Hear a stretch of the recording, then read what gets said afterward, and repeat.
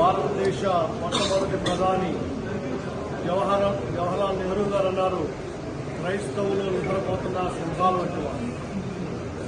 మీరు ఎక్కడైనా సరే చూసినట్లయితే క్రైస్తవులు మీరు ఎవరైనా దాడి చేస్తారు, కానీ క్రైస్తవులు ఎవరి మీద దాడి చేసినట్లు ప్రపంచ చరిత్రలో కానీ మన భారతదేశంలో కానీ ఎక్కడ కూడా మీరు కానీ విని జరిగి ఉన్నారు. ఎందుకంటే యేసు ప్రభు చెప్పినటువంటి ఆ యొక్క శాంతి సందేశాన్ని మేము దేవుని ప్రేమతో మరి ప్రపంచానికి అందరికీ కూడా మేము ప్రకటిస్తున్నాం. అంత మాత్రమే కాదు, అనేక మందికి సహాయం చేస్తున్నవి క్రైస్తవ సంస్థలు. అనేక మంది పేదలను ఈ రోజున అప్లిఫ్ట్ చేశాయి. మన భారతదేశంలో గొప్ప గొప్ప నాయకులు కూడా క్రైస్తవ విద్యా సంస్థల్లో చదువుకుని గొప్పవారయ్యారని వారి ఇంటర్వ్యూస్లో చెప్తూ ఉంటారు.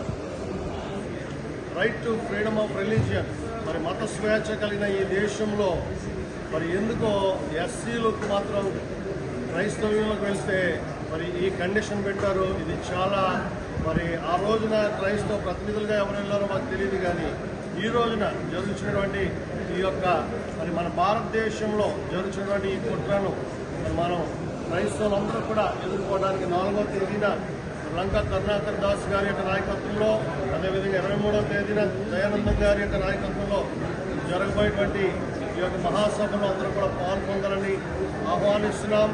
కాబట్టి మనమందరం కూడా మరి ప్రపంచం భారతదేశం వైపు చూస్తుంది, ప్రపంచం అంతా భారతదేశం వైపు చూస్తుంది. కాబట్టి మన దేశంలో తోటి వారిని మనం ఏ విధంగా ప్రేమిస్తున్నాం అనేటువంటిది కూడా భారతదేశం వైపు ప్రపంచం గమనిస్తుంది. కాబట్టి మరి ఈ మధ్య కాలంలో విపరీతంగా జరుగుతున్నటువంటి దాడులను మేము ముక్త కంఠంతో ఖండిస్తూ మరి నిద్రపోతున్న సింహాలు వంటి క్రైస్తవులను నిద్ర లేకపోతని